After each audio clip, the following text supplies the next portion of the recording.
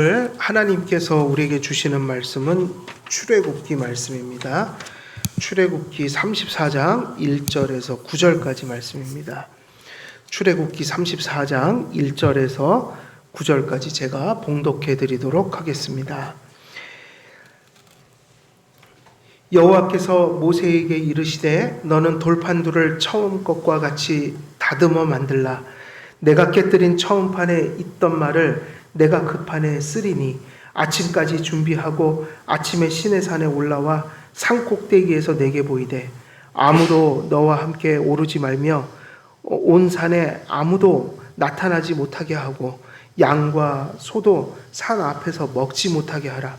모세가 돌판 둘을 처음 것과 같이 깎아 만들고 아침에 일찍이 일어나 그 두 돌판을 손에 들고 여호와의 명령대로 시내산에 올라가니 여호와께서 구름 가운데에 강림하사 그와 함께 거기 서서 여호와의 이름을 선포하실세. 여호와께서 그의 앞으로 지나가시며 선포하시되 여호와라 여호와라 자비롭고 은혜롭고 노하기를 더디하고 인자와 진실이 많은 하나님이라. 인자를 천대까지 베풀며 악과 과실과 죄를 용서하리라. 그러나 벌을 면제하지는 아니하고 아버지의 악행을 자손 3, 4대까지 보응하리라. 모세가 급히 땅에 엎드려 경배하며 이르되 주여 내가 주께 은총을 입었거든 원하건대 주는 우리와 동행하옵소서. 이는 목이 뻣뻣한 백성이니이다. 우리의 악과 죄를 사하시고 우리를 주의 기업으로 삼으소서. 아멘. 오늘 주어진 본문 말씀은 우리가 지난 시간에는 그 십계명을 하나님께서 이스라엘 백성들에게 다시 새겨주실 때의 그 의미가 그들의 용서와 그들을 향한 하나님의 화해의 그것이 확증이었다.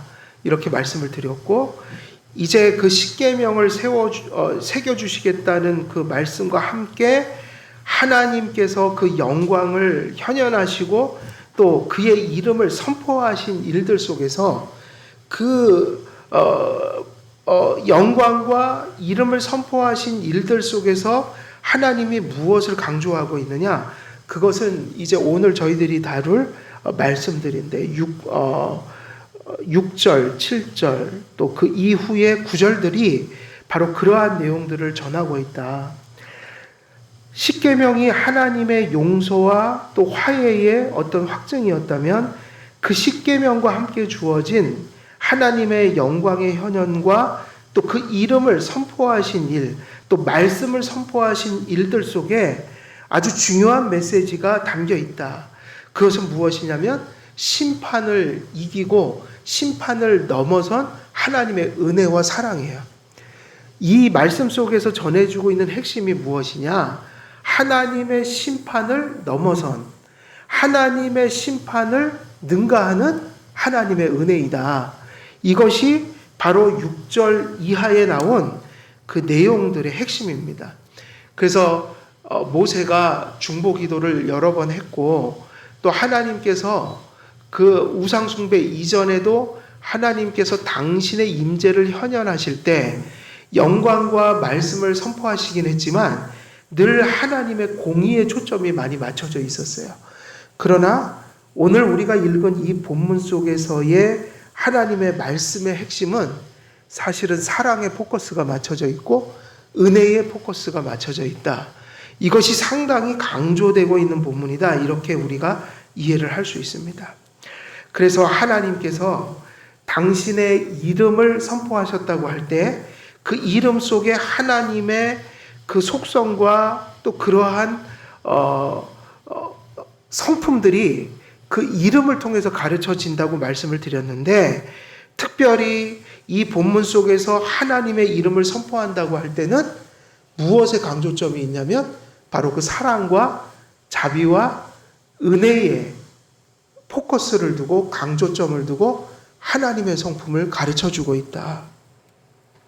그래서 본문을 보면 하나님의 이름을 여호와라 여호와라 이렇게 두 번 연거푸 이렇게 선포한 이후에 뒤에 보면은 하나님이 자비롭고 은혜롭고 노하기를 더디하고 인자와 진실이 많은 하나님이라고 이렇게 선포하고 있으니 이 이름은 이 여호와의 이름 속에는 많은 속성들이 담겨 있지만 특별히 뒤에 나오는 은혜와 자비의 속성을 견고하게 하는 전제로서 이름을 앞에다 2번 반복하고 뒤에 속성들을 열거하고 있는 거예요. 그러니까 예를 들면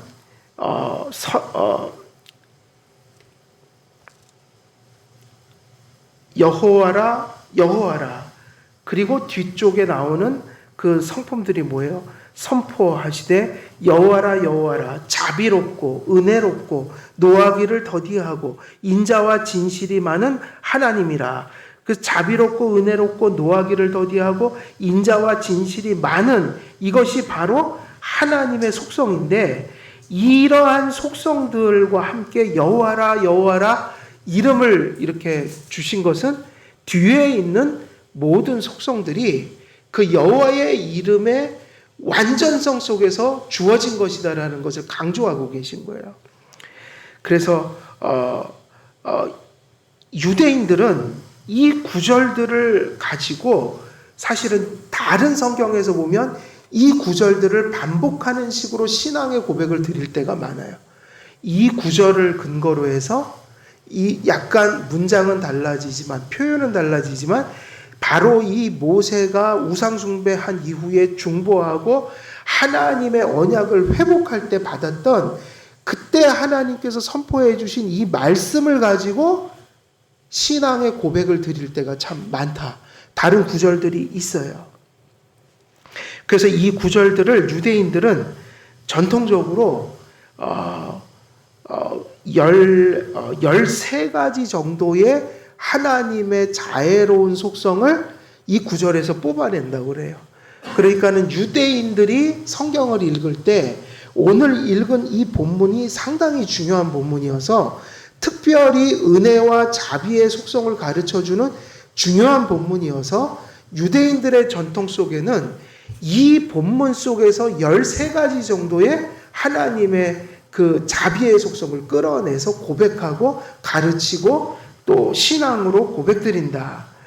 근데 우리는 이 본문을 따라가다 보면 한 7가지 정도의 하나님의 성품들을 본문에 나타난 대로 우리가 그런 성품들을 우리가 이 성경에서 배울 수 있다.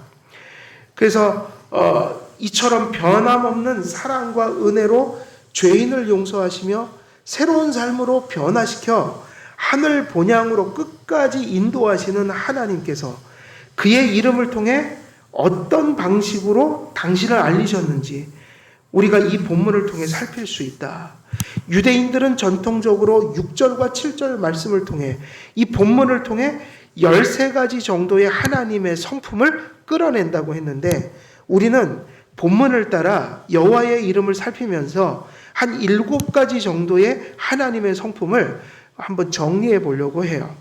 그래서 어떤 이들은 이 구절이 하나님의 선포로 이 말씀이 기록되었다. 뭐 당연히 상식적으로 그렇게 보지만 어떤 분들은 이 구절들이 하나님께서 모세에게 계시하신 것을 모세가 받아서 신앙의 고백으로 드린 구절이다. 이렇게 보는 학자들도 있죠. 그래서 이 주어진 본문은 다른 구절들 속에서 보면 이스라엘 백성들이 신앙을 고백할 때 실제로 사용하기도 하고 그러니까 이 구절은 하나님이 계시해 주신 거, 선포해 주신 거는 맞지만 어떤 의미에서는 모세가 고백한 것일 수도 있다. 그 자리에서.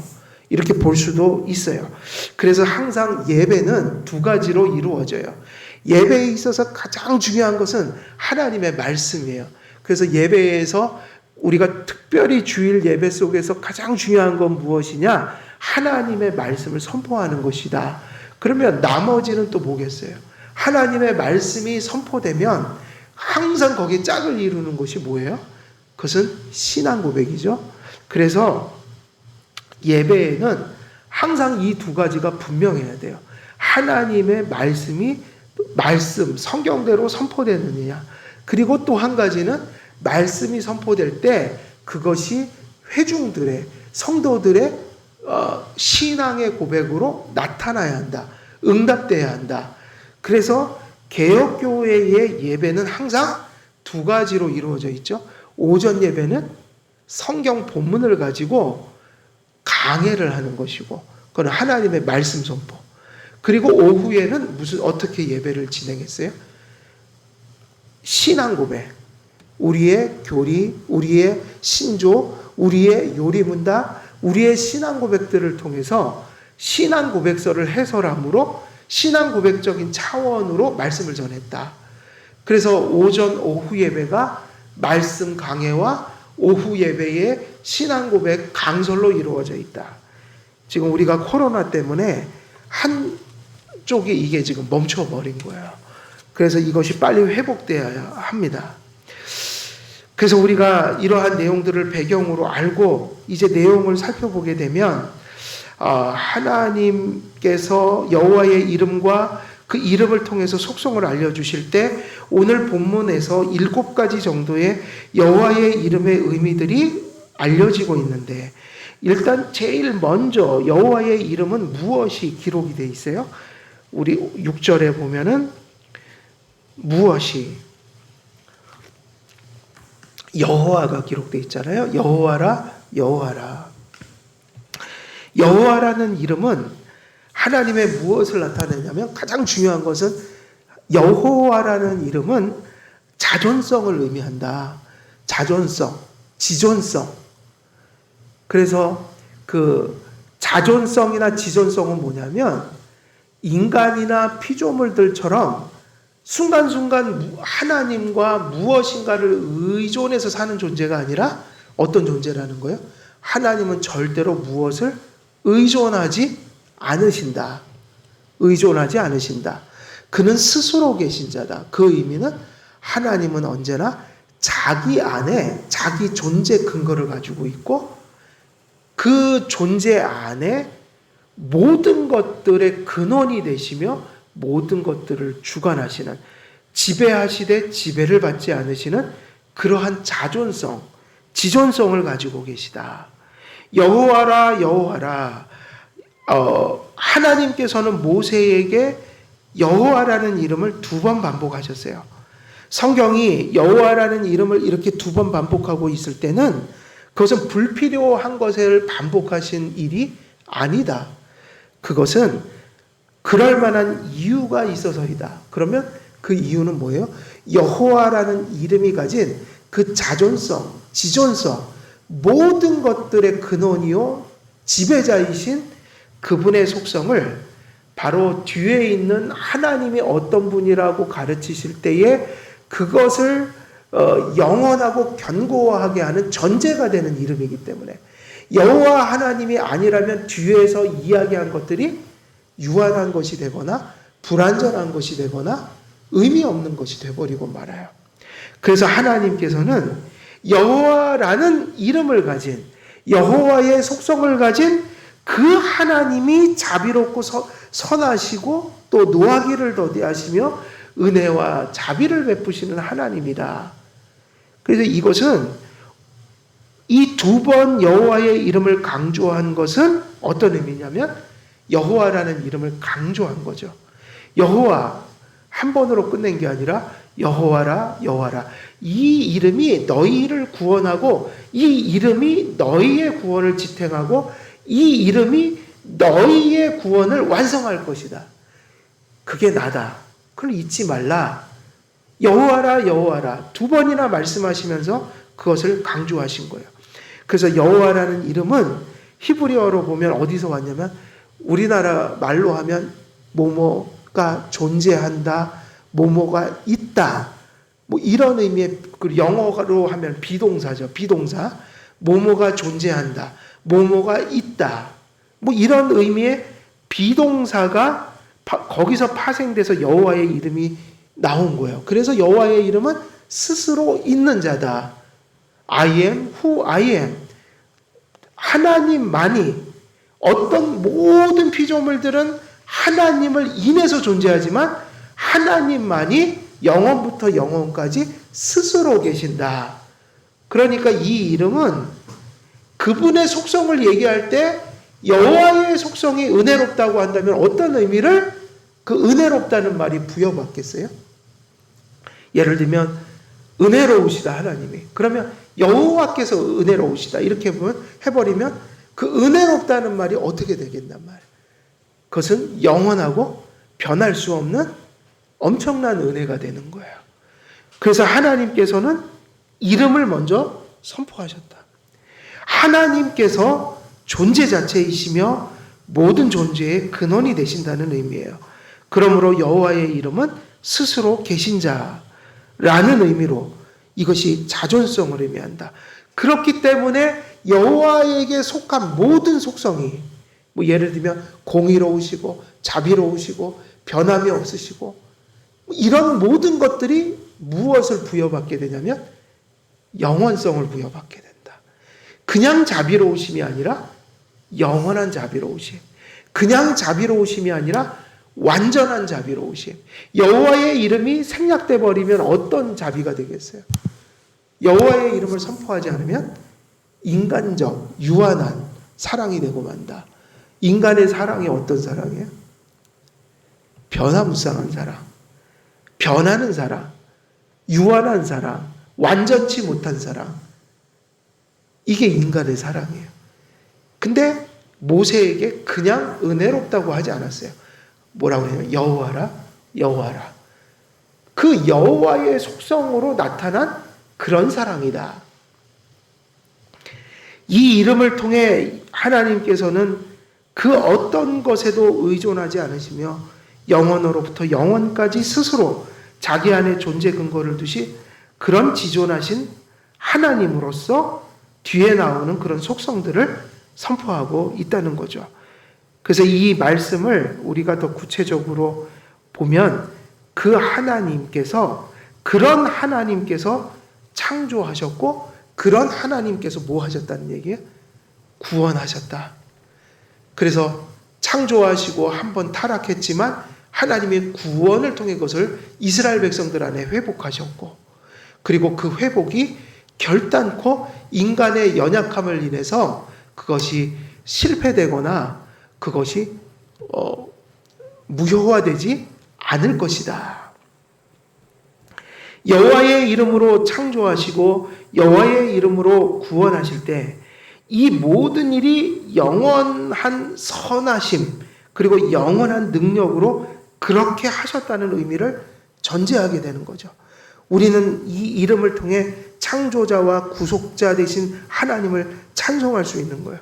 우리가 기도할 때 하나님, 예수님께서 기도는 이렇게 하라고 할 때 제일 중요한 게 무엇이었어요? 제일 중요한 게 무엇이었어요? 기도할 때 제일 먼저 나오는 가르침. 하늘에 계신 우리 아버지요. 그러니까 이게 같은 얘기예요. 기도는 약속의 근거에서 드리는 것이니 기도할 때 하나님을 알지 못하고 믿지 못하면 그 기도는 아무런 결실을 가져올 수가 없다. 기도는 믿음으로 해야 되는데 믿음은 자기 신념이나 뭐 안 될 거를 되겠다고 우겨대는 것이 아니란 말이에요. 하나님을 신뢰하는 게 믿음이란 말이에요. 그러면 기도 드릴 때 기도가 가능해지는 이유가 뭐냐 그러면 하늘에 계신 우리 아버지라는 믿음 때문에 기도를 드리는 거예요. 하늘에 계신 그건 뭐죠? 땅에 속한 분이 아니다. 무한한 권능을 가지신 분이다. 다시 말하면 여호와 하나님이 우리의 아버지가 되어주신다. 여러분이 기도할 때 그 믿음이 있는지 없는지 살펴야 돼요. 그러니까 형식적인 믿음이 아니라 그냥 기계적인 기도가 아니라 그냥 평상시 때 늘 하는 그런 고정관념이 아니라 기도를 할 때마다 우리는 그 확신이 있어야 그것이 하나님께 응답이 된다. 그건 뭐예요? 하늘에 계신 그 여호와 하나님이 우리의 무엇이 되어 주었다는 거예요? 아버지가 되어 주신다. 지금 똑같은 얘기를 하고 있는 거죠. 이스라엘 백성이 너무 큰 죄를 지어서 하나님 앞에 스스로 나아갈 수 없는 병든 양심이 되어버렸다. 그러니까 양심이 병든다는 게 무슨 의미죠? 자꾸 죄를 짓고 회개 안 하고 이렇게 되면은 그리고 예수님의 복음으로 그 죄를 처리하지 않으면 양심이 병들었다는 건 뭐예요? 자꾸만 죄책감을 갖게 돼요. 죄의 문제를 해결하지 못하니 자꾸만 죄책감이 들어서 절망과 수치스러움과 죄책감을 인해서 하나님을 자꾸만 멀리하게 되는 양심이 되어버린다. 그 양심이 지저분해졌다는 얘기예요. 양심이 병들었다는 거예요. 그래서 양심, 선한 양심을 가지라 얘기는 하나님 앞에 죄사함을 받아서 다시 한번 하나님 앞에 담대히 나아갈 수 있는 그런 은혜를 통해서 그렇게 건강해진 양심을 회복하라는 얘기예요. 그래서 양심이 건강해야 된다. 양심은 어떻게 건강해지는가? 하나님 앞에 죄사함을 받아야 돼요. 죄사함의 확신이 있어야지 우리가 부족하지만 우리의 죄를 사해 주신 예수님의 공로에 힘입어 우리가 하나님 앞에 예배하고 기도하고 주의 일을 감당하고 이렇게 담대함을 가질 수 있게 된다는 거예요. 근데 죄사함을 믿지 않으면 항상 죄책감에 짓눌려서 하나님 앞에 나아갈 수가 없어요. 그리고 죄사함을 받은 사람들은 자꾸 죄 속에서 뒹굴면 안 된다. 성화의 회개를 이루어 자꾸 우리의 삶을 깨끗하게 해야 해요. 죄사함 속에서 우리가 그러한 성화와 감사의 삶을 살 때 우리 안에 성령님이 함께 하심을 더욱더 확고히 우리가 확증할 수 있다. 그래서 스스로 주님 앞에 물러나지 않는 삶을 살 수가 있다. 그래서 우리 여호와 하나님께서 우리의 아버지가 되어주신다라는 그 믿음이 없이는 기도를 드릴 수가 없다. 마찬가지로 큰 죄를 지은 이스라엘 백성들이 그렇게 죄 많은 자를 그 애굽에서 이끌어내셨던 하나님의 은혜가 여호와 하나님의 은혜였기 때문에 오늘도 변함없이 그들을 용서하고 또다시 회복시키신다. 이 확신은 여호와의 이름에 근거하지 않고는 결단코 그들의 마음속에 다가올 수가 없는 것이었다는 거예요. 특별히 주어진 본문에서 여호와라는 이름으로 2번 선포하신 일이 언약과 관련이 있다는 점을 우리가 주시해야 합니다. 하나님께서는 지존자요 또 자존자로서 이스라엘 백성과 사실 과거의 언약을 맺으셨어요. 원래 이 언약을 맺으실 때도 완전하고 의롭고 대단한 뭔가 자력을 가진 자들을 구원하신 게 아니라 성경에 보면 그 얘기가 나와요. 이스라엘 백성들을 왜 택했는가? 그러면 하나님이 늘 하시는 말씀이 뭐냐면 이스라엘 백성들아 자만하지 말라. 너희들은 다른 민족보다 나을 게 아무것도 없었다. 거기다 플러스가 있어요. 다른 민족들보다 나을 것이 없을 뿐만 아니라 너희들은 다른 민족에 비해서 더욱더 어떤 민족이었다고 그래요? 열등한 민족이었다는 거예요. 그 당시에 그 당시에 그 메소포타미아 지역에 그리고 어디예요? 그 애굽에 그리고 중국에 가면 황하 문명이 일어나 있었고 그리고 또 4대 문명이 다 어디예요? 이집트의 나일강, 중동의 메소포타미아 문명, 유프라테스 티그리스강, 그죠? 그 다음에 인도의 인더스강, 그리고 어디예요? 한 군데가 남았는데 중국의 황하강. 사실은 대단한 민족들이 그 당시에 많이 있었어요.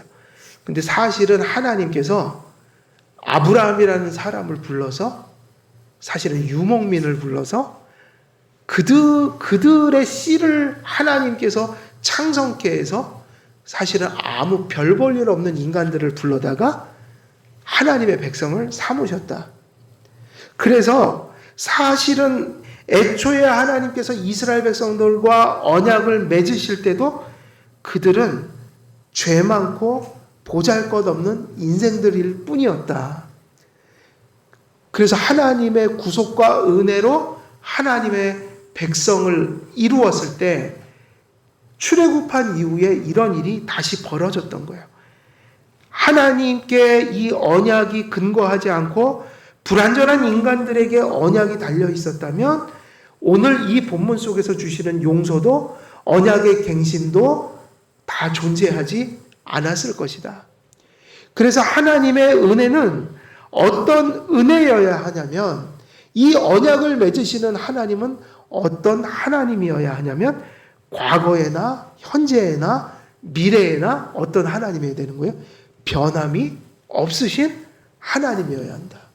심지어는 이 언약이 불완전한 인간에 의해서 좌지우지되는 그런 언약이 아니라 그 언약의 당사자가 되신 하나님에 의해서 그 불완전한 인간들이 흔들릴 때도, 넘어질 때도, 그들이 뒤로 퇴보할 때도 결국은 그 하나님 때문에 그 언약이 회복될 수밖에 없는 그런 언약이어야 한다. 그래서 여호와의 이름은 사실은 이 언약에 있어서 몹시도 중요한 이름이 되었던 거예요. 범죄한 이스라엘을 용서하시고 그들을 회복하신 것은 그들과 맺어진 은혜 언약이 지존하시고 자존하시는 하나님의 성품과 능력에 토대하고 있었기 때문에 이러한 언약의 갱신이라는 말이 이 성경과 신학에 등장하게 되는 거죠. 그래서 누구의 사랑이에요? 누구의 은혜예요? 이것은 여호와의 사랑, 여호와의 은혜였기에 가능했던 결실들이었다. 특별히 하나님께서는 그리스도의 대속 안에서 이스라엘 백성을 선택하셨고 불러주셨습니다. 이스라엘 백성을 향한 하나님의 은혜와 사랑은 자존자의 은혜요 사랑이며, 이게 중요한 거예요. 그냥 자존자의 은혜와 사랑이 아니라, 그냥 은혜와 사랑이 아니라 지존자의 은혜와 사랑이었다. 사실은 은혜와 사랑이라는 것을 항상 반복하고 있어요, 성경은. 그리고 우리도, 성도들도 언제나 하나님이 사랑의 하나님인 것을 알고 은혜의 사랑, 은혜의 하나님이라는 것을, 사랑의 하나님이라는 것을 알고 있어요. 근데 성도들은 흔들려요, 안 흔들려요? 실제로 보면 날마다 흔들리면서 살아요. 내 자신이 너무 잘 알고, 제가 목회를 하다 보면 모든 사람들이 얼마나 잘 흔들리는 존재인가를 알아요. 경험해요. 사람은 누구나 흔들려요. 어렵고 힘들 때 늘상 흔들린다. 파스칼이 오죽하면 인간은 뭐라고 그랬어요? 생각하는 갈대다. 인간은 갈대다. 몹시 존귀하고 대단한 존재이긴 하지만 사실은 우주에서 보면 너무 흔들리는 그런 갈대와 같은 존재다. 사람은 흔들려요. 그래서 왜 그런가 그러면 우리가 흔들릴 때는 은혜를 안 믿기 때문이 아니에요. 우리가 흔들릴 때는 하나님의 자비를 안 믿기 때문이 아니다. 은혜의 하나님인 것도 알고 자비의 하나님인 것도 알지만 어쩔 때 우리는 흔들리고 절망해요? 그 은혜와 사랑을 알지만 어떤 상황들 때문에 자꾸 하나님의 사랑과 은혜를 인간적인 사랑과 은혜로 자꾸 착각을 해요. 이게 사실이에요. 제가 실족한 분들이나 막 시험에 들어서 헤매고 있는 분들과 상담을 할 때가 있어요. 예전에도 그런 막 어려움을 당해서 막 뒤흔들리는 분들을 상담을 할 때 사실은 인간의 말로는 위로할 수가 없어요. 인간의 말로는 회복할 수가 없다고요. 사실은. 그게 뭔가 힘을 주거나 은혜를 주는 거는 하나님의 은혜가 아니고는 안 돼요. 그런데 넘어진 분들을 대화를 나누다 보면 그분들이 이러한 공통점을 가지고 있어요. 하나님의 은혜를 모르느냐? 알아요. 사랑을 모르느냐? 아니요. 사랑을 알아요. 근데 대화를 나누다 보면 항상 이런 얘기가 나와요. 알긴 아는데요. 알긴 아는데 이 얘기를 해요. 믿기는 힘들다 이 얘기죠. 그 얘기가 안 믿는다는 얘기는 아니에요. 믿지요. 알지요. 근데요. 막상 일을 당해보니 그쵸. 믿기는 믿는데 그걸 모르지 않죠.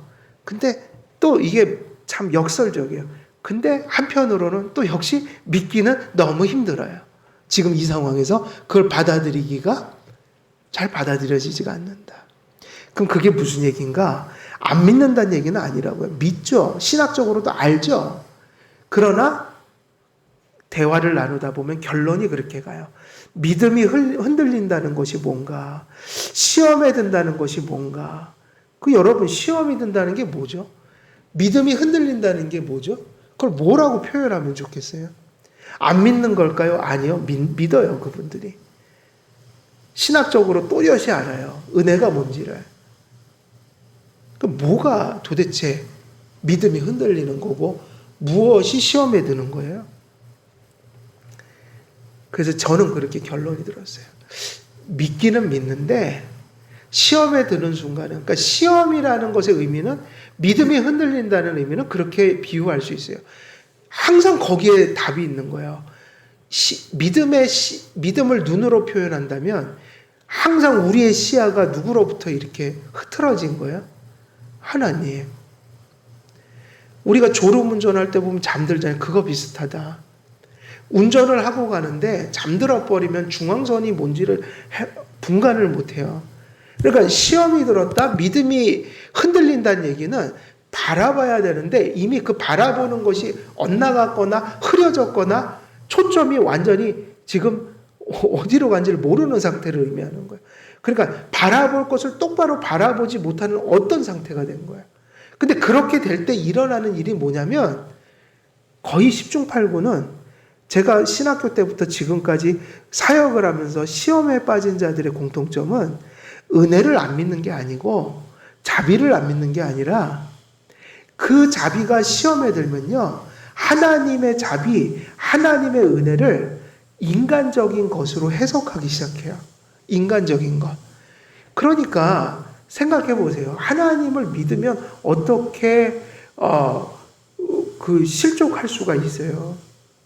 그러니까 실족한다는 것 자체가 무엇을 이제 안 믿기 시작한 거냐면 하나님이 나를 사랑하는 거, 은혜?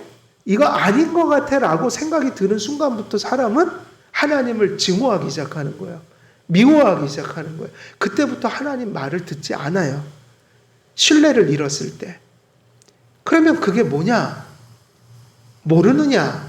아니다. 안다. 그러나 그가 겪는 삶이나 회의나 어떤 어려움이나 역경이나 절망이나 이런 것이 가슴을 압도해서 하나님의 은혜와 사랑을 완전히 부정하는 건 아니더라도 그 사랑을 이미 그러한 시련 속에서 마음이 거칠어져 버려서 일종의 하나님의 은혜와 사랑을 인정할지라도 그걸 여호와의 사랑으로 인정하기는 너무나 연약해진 상태. 그래서 뭐를 부정하는 거야? 매우 하나님을 인간적인 분으로 인식해버리는 거야. 하나님의 사랑이 여호와의 사랑이 아닐 때는요, 그런 사랑인 거죠. 시시때때로 바뀌는 사랑. 내가 연약하면 버리는 사랑. 하나님이 약속했지만 언제든지 그 약속을 뒤엎을 수 있는 변덕스럽고 그 얄팍한 인간들의 사랑이나 은혜와 같은 그런 유로 하나님의 사랑을 치부해버린다. 그래서 은혜와 사랑이라는 것 앞에는 항상 어떤 것이 전제되어 있어야 돼요? 그 사랑과 은혜가 인간의 사랑이 아니라 여호와의 사랑이다. 그래서 흔들리지 않는 사랑, 변하지 않는 사랑, 인간적인 차원에서 이해할 수 없는 그런 사랑이다. 무한한 사랑이다.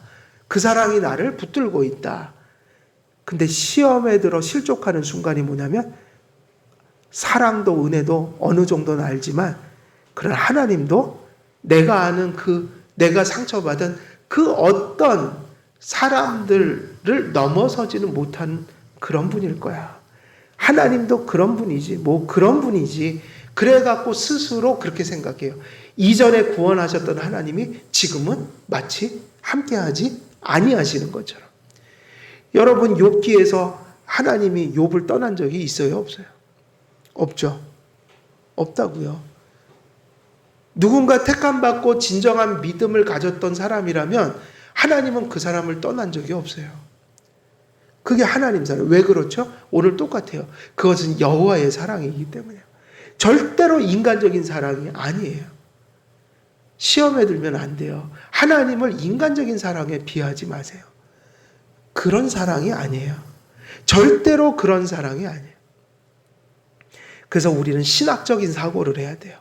인간적인 사랑이 아니라 신학적인 사고를 해야 된다. 여호와의 사랑이다. 그것을 놓치는 순간 우리는 넘어지는 거예요. 그걸 놓치는 순간 허물어지는 거예요. 하나님이 그런 하나님이 아니시다. 은혜와 사랑은 지존자의 은혜와 사랑이요. 그분의 은혜와 사랑은 자존자의 은혜와 사랑이다.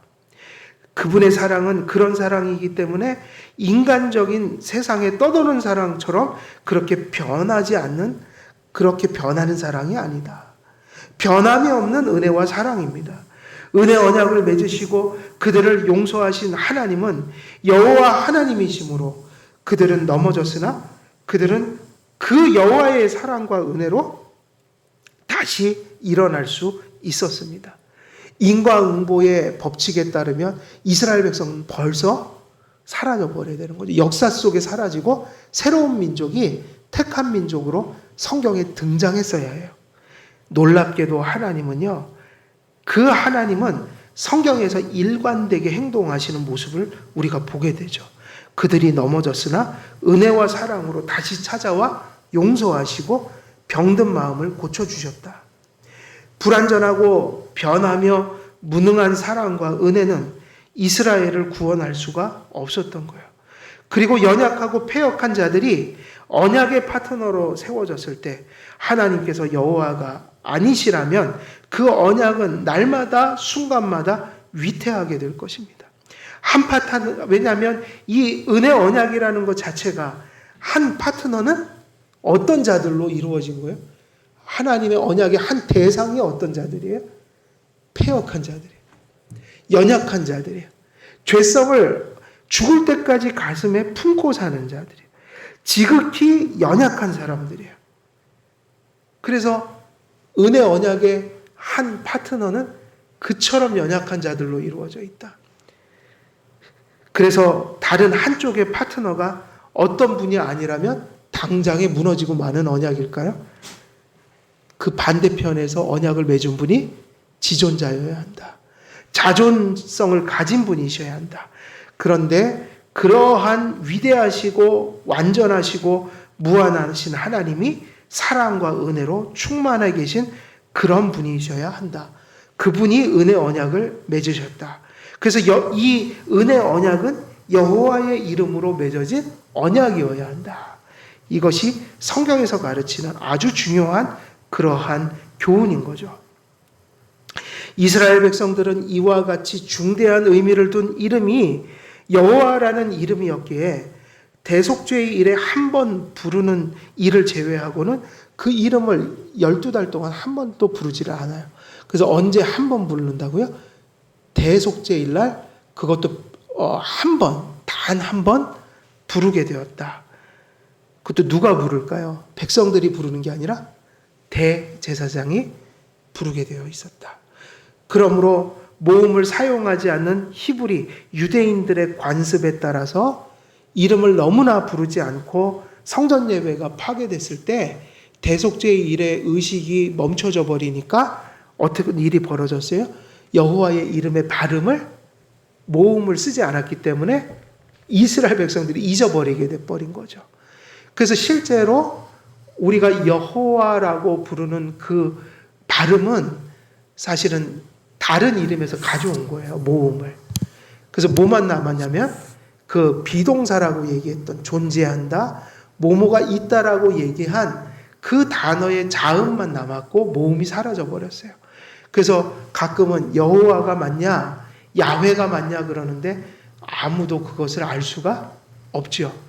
그래서 다른 이름에서, 그래서 이스라엘 백성들은 그 이름을 잃어버리기 전에도 여호와라는 이름을 직접 사용하지 않고 아도나이, 주님 혹은 엘로힘, 능력의 하나님이라는 다른 이름을 여호와의 이름을 대체해서 불렀어요. 그 세월이 흘러서 마소라 하파라는 사람들이 나와서 이 잃어버린 모음에다가 아도나이의 모음 혹은 다른 이름의 모음을 갖다가 붙여서 일종의 어떤 발음을 하기 시작한 거죠. 유대인들이 하나님의 이름을 잃어버릴 정도로 이렇게 부르지 않았던 이유가 어디에 있는가?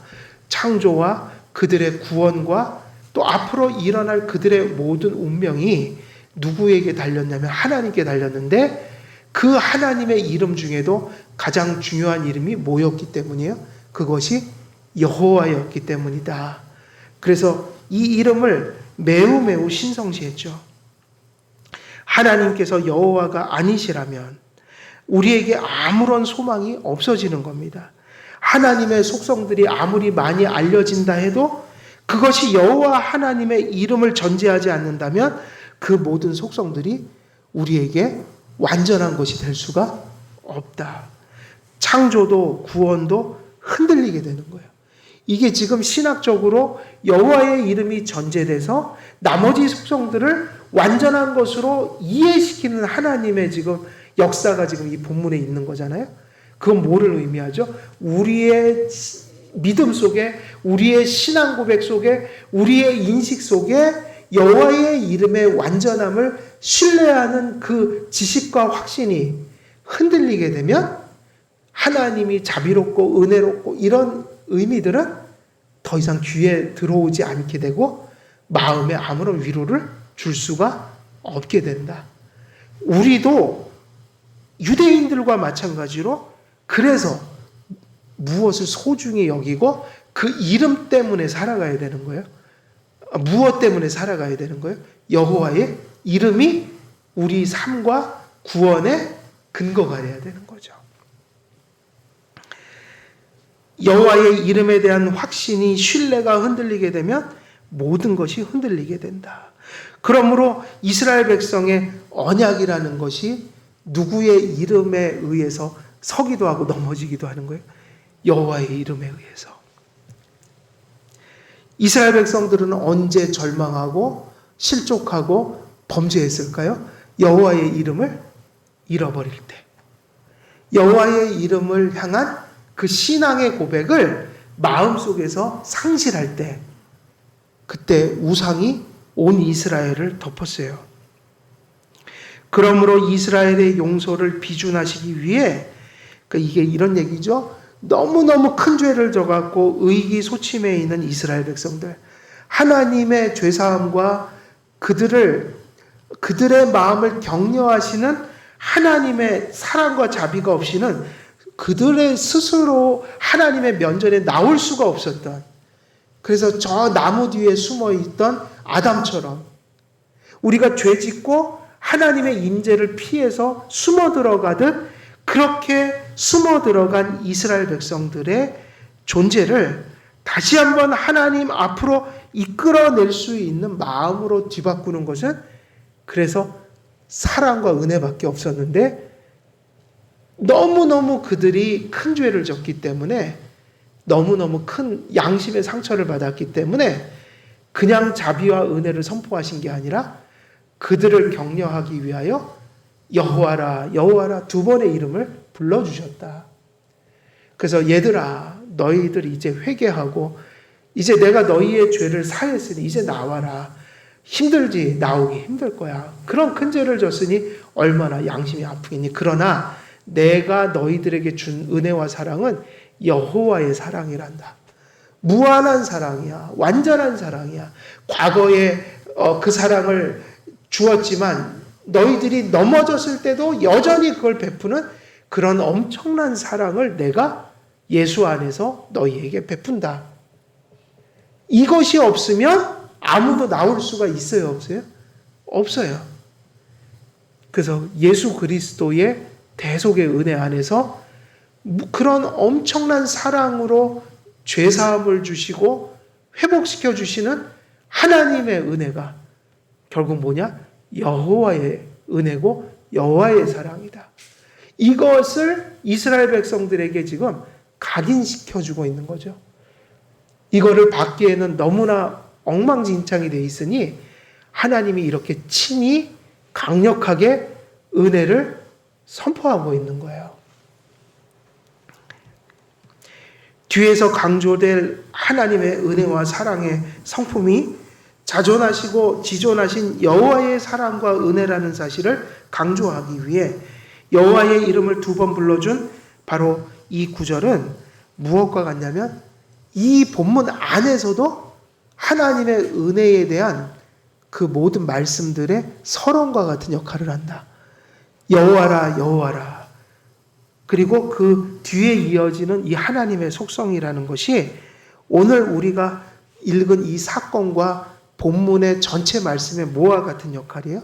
프롤로그, 가장 중요한 책을 쓰고 거기에 있는 핵심을 전달하는 서문과 같은 역할을 하게 되는 거죠.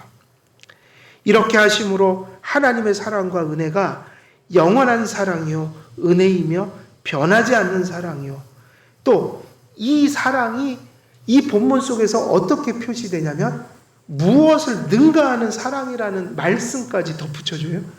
이 사랑이 여호와의 사랑과 은혜여서 뒤에 가면 1000대까지 은혜를 베풀지만 벌은 3, 4대로 그친다. 이거는 무엇과 무엇을 대조시키는 구절이에요? 용서와 심판을 대조시키잖아요. 은혜와 심판을. 그러니까 이 구절은 이러한 것을 강조하고 있다. 심판을 이기는 사람, 심판을 넘어선 사람, 심판을 능가하는 그런 사람. 그러니까 이게 지금 누구 들으라고 지금 하는 말씀이에요? 바로 큰 죄를 져서 의기소침하고 양심의 큰 가책을 받아 감히 나오지 못하는 이스라엘 백성들을 앞으로 나오게 하는 열쇠였다고요. 하나님이 이런 사랑을 가지고 있으니 나오라는 거예요. 이런 사랑을 가지고 있으니 죄진 자도 내 앞에 나올 수 있다. 이게 어디서 성취됐냐면 이것이 강렬하게 증거되고 있는 것이 복음서 아니겠어요? 복음서에서 예수님은 누구에게 복음의 문을 열어요? 도덕적으로 산 사람들에게 복음의 문을 여는 게 아니고 윤리적으로 산 사람들에게 복음의 문을 여는 게 아니라 하나님의 사랑, 예수님이 십자가에서 이루시는 그 복음은 바로 어떤 자들을 위해서 있냐면 그 시대에도 가장 더러운 삶을 살았던 사람들이라고 손가락질 받았던 누구에게 복음이 들어가는 거예요? 창기와 세리들에게. 그런 사람들을 위해서 예수님이 죽었다. 그리고 예수님이 오셨다. 심지어 예수님은 아주 노골적으로 얘기했어요. 내가 의인을 위해서 온 게 아니라 죄인을 위해서 왔다. 지금 똑같은 얘기예요. 이스라엘 백성들이 죄짓고 만진창이가 됐고 하나님 앞에 나올 그런 양심적 상태가 아니다. 하나님은 그들을 당신의 품에 다시 안기 위해서 그들이 충분히 신뢰할 수 있을 만큼의 말씀을 전하고 있는 거예요. 여호와라 여호와라. 여전히 너희들에게 여호와다. 근데 나 여호와가 너희에게 어떤 것을 베푸느냐? 사랑과 은혜와 또 죄를 지어도 그걸 오래 참고 인내하며 끝끝내 너희들을 용서하는 하나님이다. 그냥 사랑이 아니고 인간적인 사랑이 아니라 너희들이 헤아릴 수 없는 여호와 하나님의 변하지 않는 영원한 사랑이니까 이제 좀 나와도 된다. 과거에 너희가 잘못했지만 여전히 너희를 붙들고 있다. 이 정도의 은혜를 전하지 않으면 죄지은 이스라엘 백성들은 나올 수가 없었던 거예요.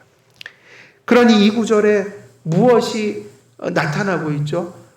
죄지은 자를 향한 배려예요. 그죠? 이스라엘 백성.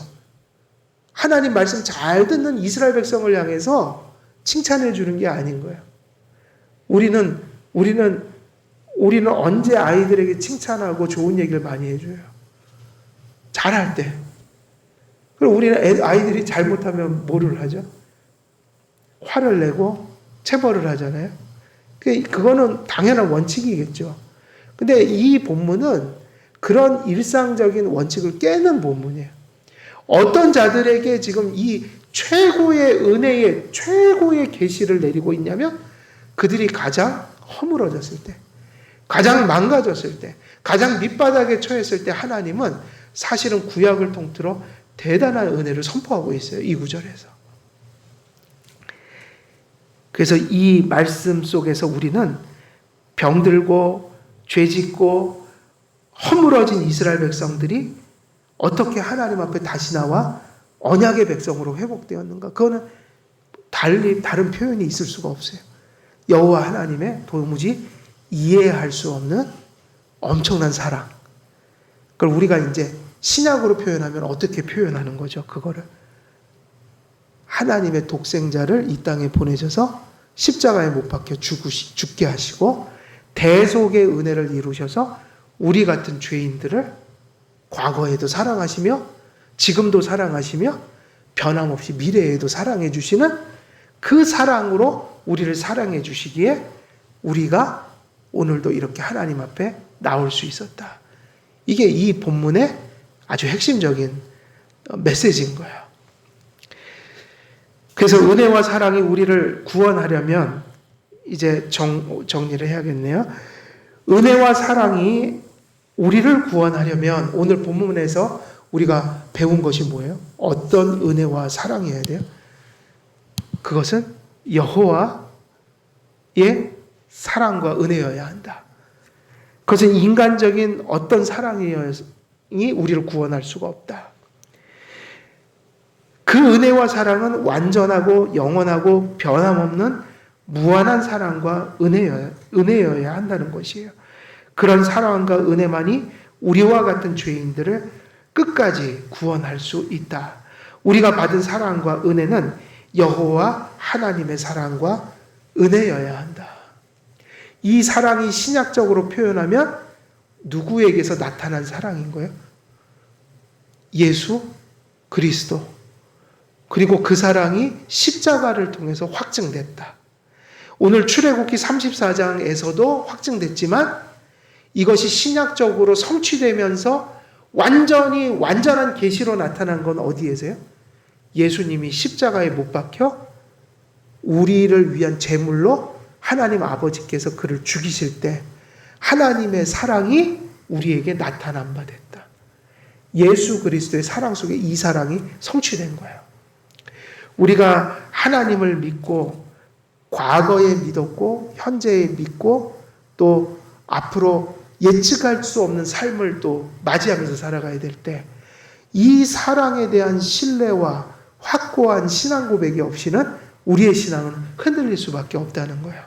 하나님께서 과거에 여러분을 구원하셨듯이 지금도 여러분을 붙들고 계시며 또 예측할 수 없는 미래 속에 어떠한 좋은 일이든 나쁜 일이든 우리를 지켜주시고 끝까지 구원을 완성해 주실 것이라는 것. 이것이 어디서 나오는 믿음이겠어요? 여호와 하나님을 바르게 인식한 사람들 속에 나타나는 믿음이다. 여러분들이 여호와 하나님을 그 하나님이 우리에게 베푸신 은혜와 자비를 그리고 십자가에서 확증하신 그 은혜를 이러한 맥락에서 온전히 알고 신뢰함으로 여러분들 속에 일어나는 모든 역경과 환난 그리고 수많은 일상들 속에서 흔들림 없이 그 사랑을 확신하며 여전히 하나님의 복을 누리는 그런 여러분 되시기를 우리 주 예수 그리스도의 이름으로 축원드립니다. 기도하겠습니다.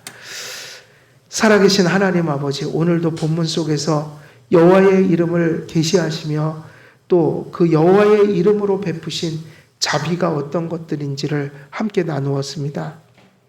하나님의 사랑을 우리가 신뢰하고 또 알되 인간적 차원에서 이해하지 않게 하시고 진정 여호와 하나님께로부터 온 사랑과 은혜임을 우리가 깨달아서 독생성자 예수 그리스도 안에서 우리에게 베풀어 주신 그 은혜와 사랑이 어떤 환경과 또 나의 연약함과 또 우리들에게 다가오는 모든 환난 속에서도 변함없이 그것이 영원하며 또 우리를 붙들어 주시는 그런 완전한 사랑과 은혜임을 우리가 언제나 흔들림 없이 믿게 하사 하나님의 은혜를 날마다 누리고 또 언제나 하나님 앞에 자유한 양심, 기쁨과 감사한 양심으로 하나님 앞에 나가 그 복을 받아 누리는 우리들 될 수 있도록 하나님 함께 해 주시옵소서. 감사드리옵고 우리 주 예수 그리스도의 이름으로 기도드리옵나이다. 아멘.